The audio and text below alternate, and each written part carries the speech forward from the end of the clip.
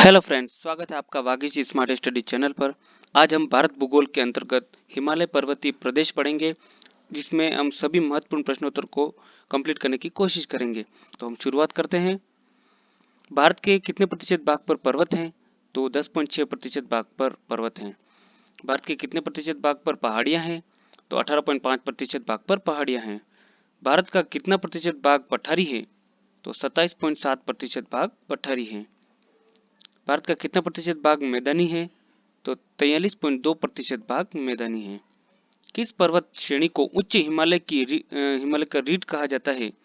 तो वो है काराकोरम, यानी काराकोरम श्रेणी को उच्च हिमालय की रीढ़ कहा जाता है। आगे है, भारत की सबसे ऊंची चोटी है केटू या गोडविन ऑस्टिन बोलते हैं इसको।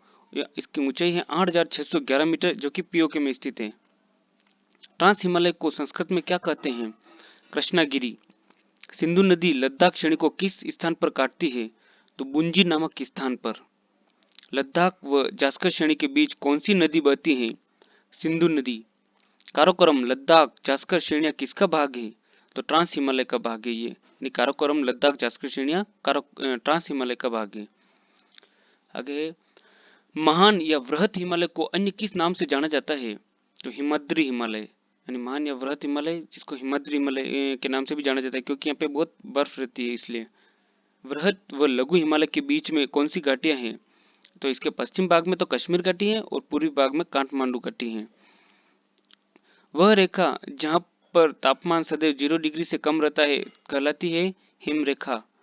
नंगा पर्वत से नामचा पर्वत तक फैला है महान हिमालय या वृहत हिमालय।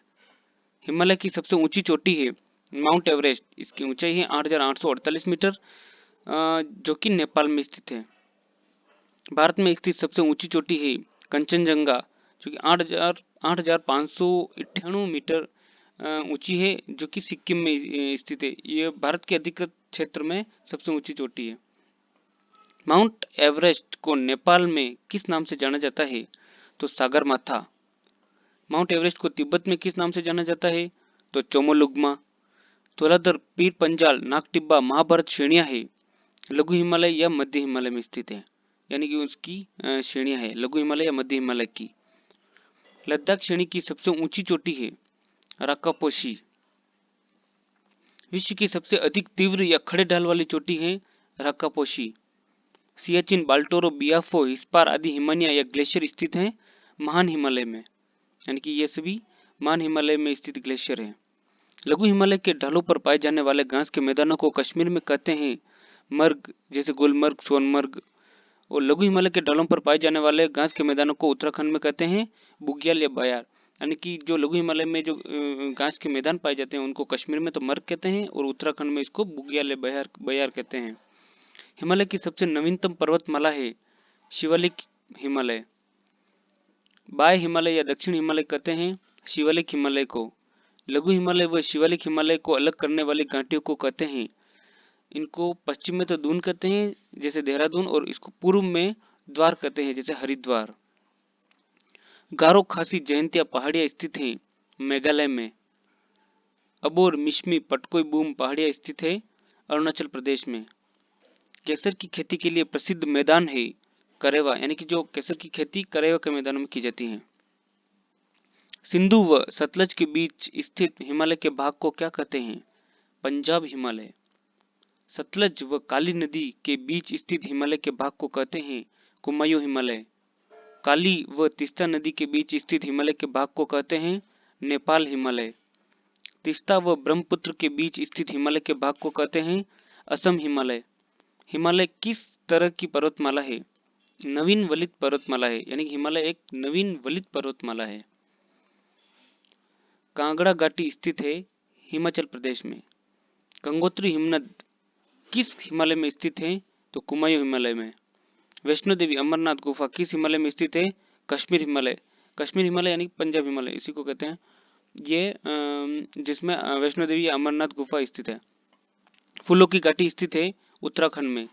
सबसे ऊंचा ग्लेशियर है सियाचिन ग्लेशियर। उत्तराखंड में वृहद हिमालय पे कौन से दो ग्लेशियर हैं? तो गंगोत्री और यमुनोत्री। यानी कि गंगोत्री यमुनोत्री जो ग्लेशियर है वो वृहद हिमालय या फिर महान हिमालय पे स्थित है। ट्रांस हिमालय को महान हिमालय से अलग करती है शचर जोन जो है वो ट्रांस हिमालय को महान हिमालय से अलग करता है। महान हिमालय को लघु हिमालय से अलग करता है main central thrust line.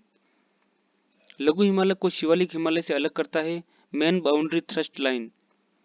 Mussoorie, Nainital, Darjeeling, Almora, Ranikhet आदि भाग हैं लघु या मध्य हिमालय का। अब हम दर्रे पढ़ेंगे। तो सबसे पहले शुरुआत करते हैं जम्मू कश्मीर व लद्दाख के दर्रे। तो पहला है काराकोरम दर्रा। काराकोरम पर्वत श्रेणी में स्थित ये दर्रा है जो कि सबसे ऊंचा दर्रा है। इसको ऊंचाई है 5664 मीटर। यह लेह से मध्य एशिया जाने का मार्ग देता है।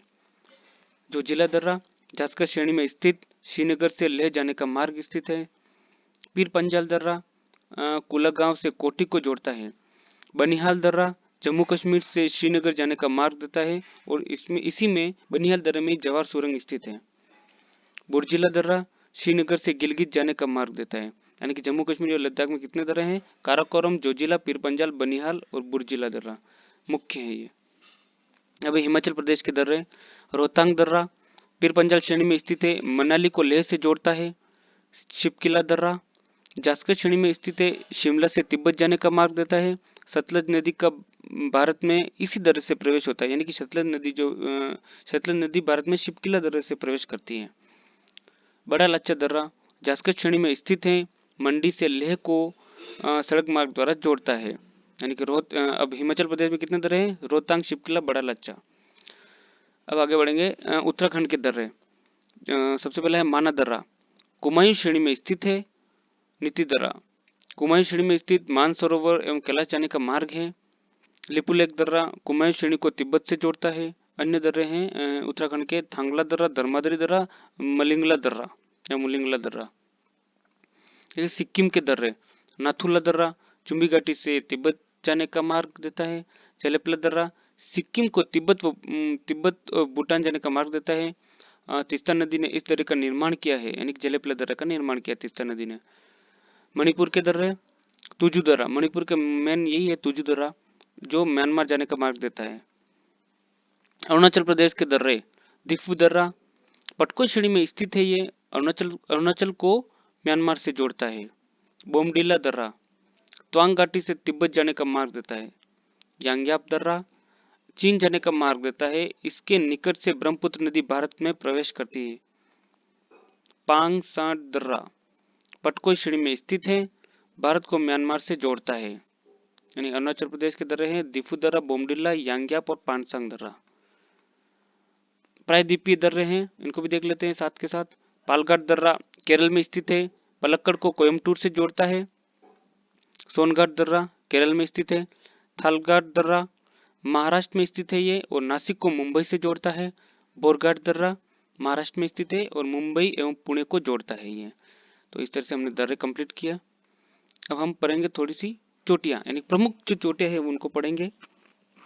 माउंट एवरेस्ट, इसकी ऊंचाई है 8,848 मीटर और ये नेपाल में स्थित है। इसका उपनाम है सागर माता, इसको नेपाल में कहते हैं सागर माता और चोमोलुंगमा तिब्बत में कहते हैं।